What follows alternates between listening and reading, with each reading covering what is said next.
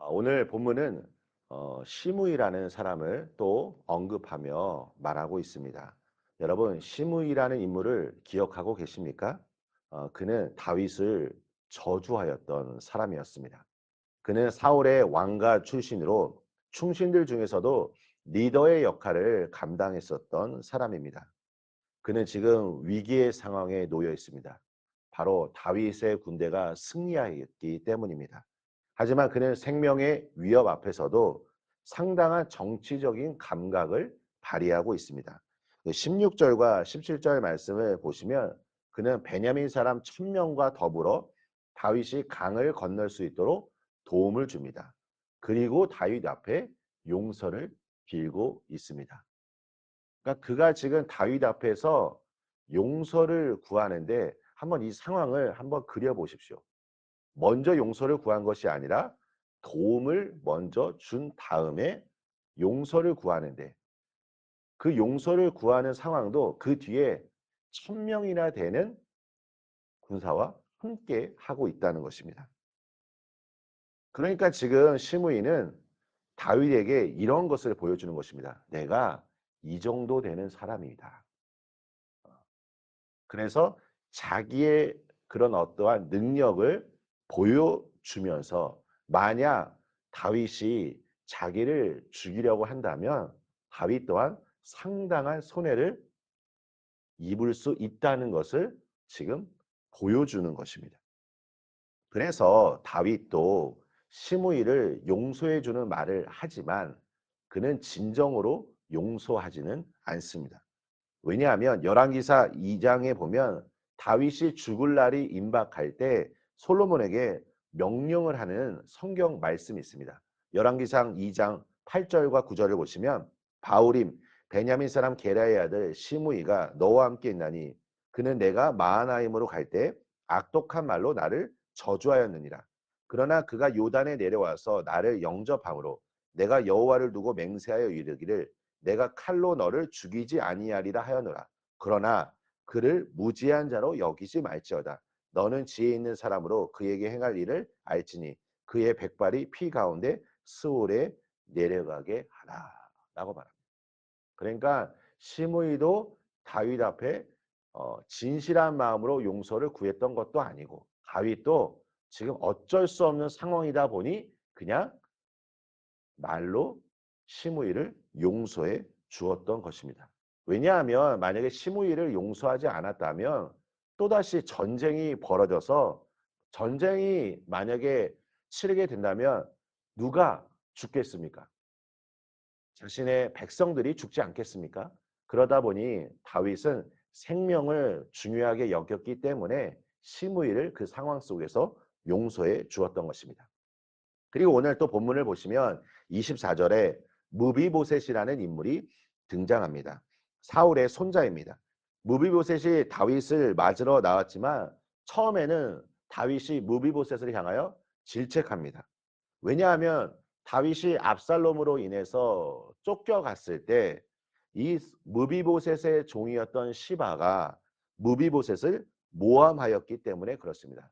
그런데 정작 무비보셋을 만나자 그는 다윗에게 이렇게 말합니다. 자신은 다윗이 돌아오는 날까지 애통해하며 지냈다고 말합니다.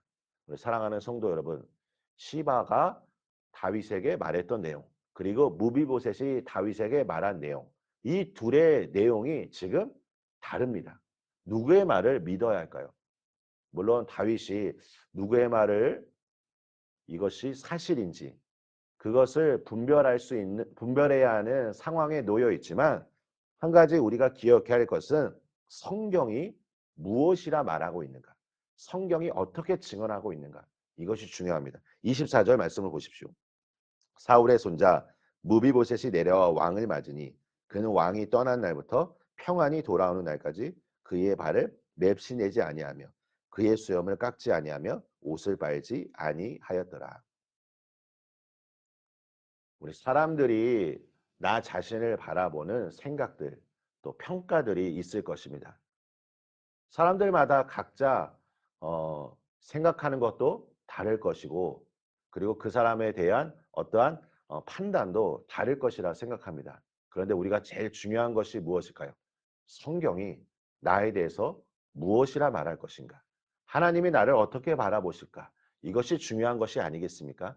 시바와 무비보셋이 각각 다른 내용으로 지금 다윗에게 말하였지만 성경은 분명히 증언하고 있습니다. 무비보셋이라는 인물이 진실하고 또 다윗을 향하여 진정성 있게 그 마음을 다했다는 것을 우리에게 말합니다. 우리가 오늘 이 본문을 통해서 깨달아야 할 것은 저는 크게 두 가지라고 생각합니다. 용서를 구할 때 진정성 있게 우리가 다가가야 한다는 것입니다. 누군가에게 내 잘못을 인정할 때 그에게 진심 어린 말로 진정성 있게 용서하는 것. 그리고 두 번째는 내가 그 용서의 언어를 들었을 때 그들의 마음을 받아주는 그런 사랑의 마음도 있어야 한다는 것입니다. 그러기 위해서 우리가 오늘 주님 앞에 기도해야 할 것이 무엇일까요? 우리 성도 여러분, 기도하실 때 내가 성령의 사람이 되기를 원하신다는 것을 저도 그렇고 우리 성도님들도 소망한다고 생각합니다. 성령의 9가지 열매 중에 한 가지가 무엇입니까? 바로 오래 참음입니다. 사람은 쉽게 변하지 않는다고 말합니다.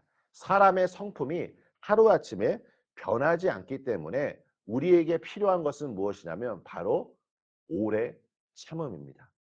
한 아이가 태어나서 장성한 그리스도의 분량으로 성장하기까지 아버지의 마음을 품은 사람이 그를 향하여 언제나 사랑하고 인내할 때, 그리고 그에게 언제나 기도하며 사랑을 나타낼 때 그는 성숙한 신앙인으로 나아가게 될 것입니다.